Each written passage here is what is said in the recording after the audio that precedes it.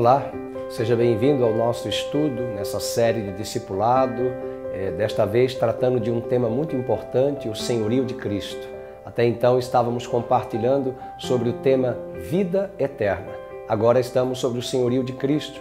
Nessa série discipulado, eu sou o pastor Fernando Oliveira. É um prazer ter a sua pessoa participando dessa série, desse estudo. Sabemos que esse material tem ido para muitas plataformas e tem seguido e chegado até a sua vida, até esse smartphone, esse aplicativo que nos ajuda a estudarmos em 10 minutos aproximadamente a Palavra de Deus.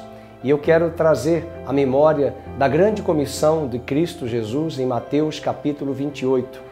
Fazer discípulos, batizando-os em nome do Pai, do Filho e do Espírito Santo. Mas não pararmos por aí e simplesmente darmos continuidade a esse processo de discipulado até a vinda de Cristo, até a nossa morte física ou até mesmo a vinda gloriosa de Cristo, onde reinaremos com Ele para todo sempre e viveremos na eternidade e chegaremos a esse patamar da estatura da varonilidade perfeita, sedimentada em nosso coração, firmada em nosso coração a cópia, a réplica do caráter de Cristo em nossa vida.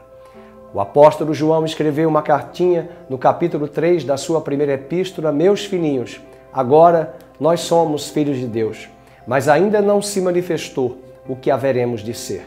E quando Ele, Cristo, se manifestar, nós seremos semelhantes a Ele.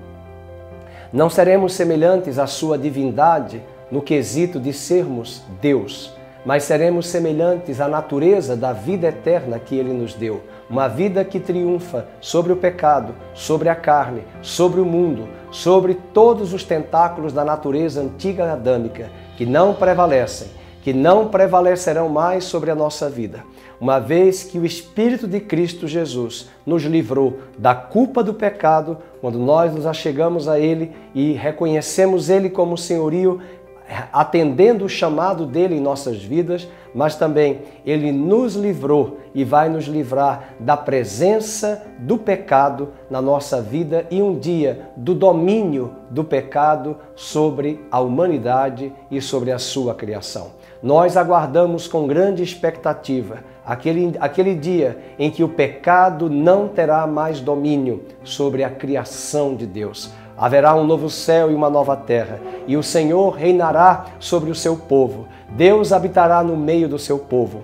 Deus não habita em meio à impiedade, ao pecado. Ele é um Deus santo e Ele preparará o seu povo para se encontrar com Ele naquele dia. E o caráter do seu Filho será reproduzido, será impresso em nosso homem interior, em nossas escolhas, em nossos valores, em nossas aptidões, em nossas decisões, em nossos sentimentos. Teremos a mente de Cristo e isso é um processo a ser desenvolvido a partir do ambiente da igreja local, a partir da palavra de Deus, dos seus ensinamentos, da prática da adoração coletiva como igreja, da prática da leitura e do estudo sistemático da palavra de Deus diariamente, da prática da oração, da adoração, do jejum, do serviço por meio dos talentos e dons que Ele nos tem dado, servindo a igreja e edificando os santos por meio dos talentos e dons que Ele nos tem atribuído. Paulo diz em Efésios capítulo 4 que Deus entregou ministérios aos homens na igreja.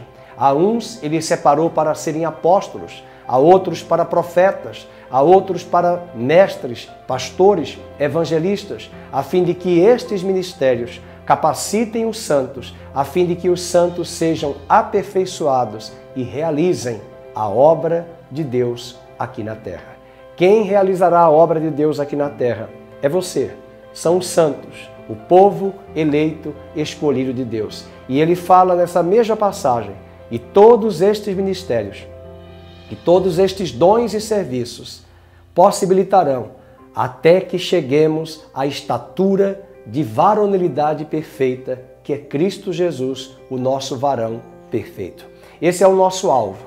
Romanos 8, verso 28 e 29, o apóstolo Paulo também nos diz: para isso ele nos predestinou, para que sejamos conforme a imagem e a semelhança do seu Filho primogênito. Nós seremos conforme a forma, de acordo com a forma. E essa forma é o varão perfeito, é a varonilidade perfeita que está em Cristo Jesus, o nosso Senhor. E hoje nessa aula, essa segunda parte, eu faço a reflexão quais seriam, do seu ponto de vista, mas muito mais do ponto de vista bíblico, neotestamentário, as características de um verdadeiro discípulo de Cristo. E uma característica importantíssima é que o genuíno discípulo de Cristo, ele ostenta e traz sobre a sua vida o caráter de Cristo Jesus. Em Lucas, o evangelista, capítulo 6, verso 40, o Senhor Jesus nos disse: o discípulo não está acima do seu mestre. Todo aquele, porém, que for bem instruído, será como o seu mestre. Todo aquele que for bem instruído, será como o seu mestre.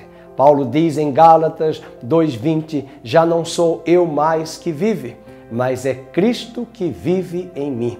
E a vida que eu vivo essa vida pela fé no Filho de Deus. É essa experiência intrínseca que ocorre em nosso homem interior.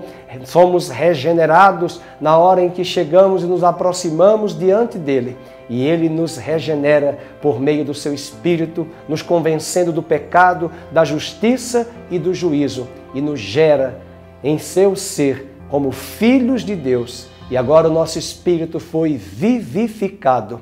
E não pertencemos mais à natureza adâmica, mas a uma nova criação regida pelo cabeça que é Cristo Jesus.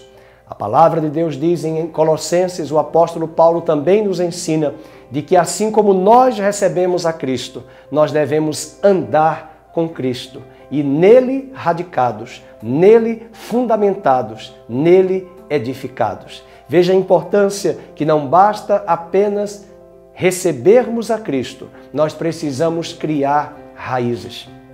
Raízes que falam para nós de um relacionamento profundo com Deus e com seus membros, com seus discípulos, na sua igreja local, que Ele preparará para você congregar e crescer na estatura da imagem do Senhor Jesus.